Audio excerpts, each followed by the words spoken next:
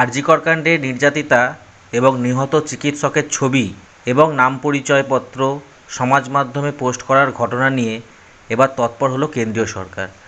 বুধবার কেন্দ্রীয় তথ্যপ্রযুক্তি এবং ইলেকট্রনিক্স মন্ত্রকের তরফে একটি বিজ্ঞপ্তি প্রকাশ করে সমস্ত সমাজ মাধ্যম, বিভিন্ন social media platform, Facebook, Twitter বা ইউটিউব এবং বিভিন্ন বৈদ্যুতিক সংবাদ মাধ্যম থেকে নিহতের নাম, ফটোগ্রাফ এবং ভিডিও ক্লিপিং সহ সমস্ত পরিচয় চিহ্ন দ্রুত অপসারণের নির্দেশ দেওয়া হয়েছে।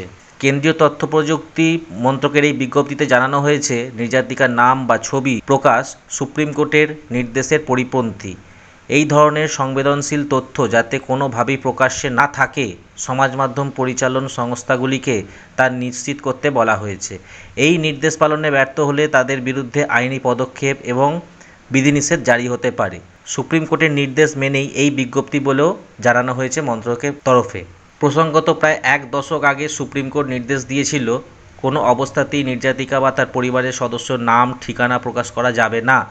তা উপেক্ষা করে ফেসবুক, টুইটার, ইনস্টাগ্রামের মতো নানা সমাজ মাধ্যমে আরজিকরের ধর্ষিতা ও নিহত চিকিৎসকের নাম প্রকাশ করা হয়েছে বলে অভিযোগ।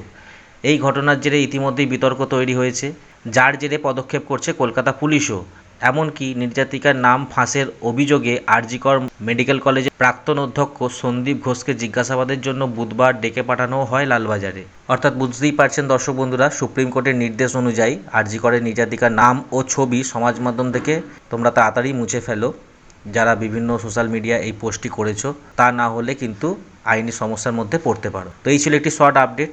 ভিডিওটি ভালো লাগলে অবশ্যই লাইক করবেন, চ্যানেলটি সাবস্ক্রাইব করে পাশে থাকবেন পরবর্তী নোটিফিকেশনের আপডেটটি পাওয়ার জন্য। ধন্যবাদ।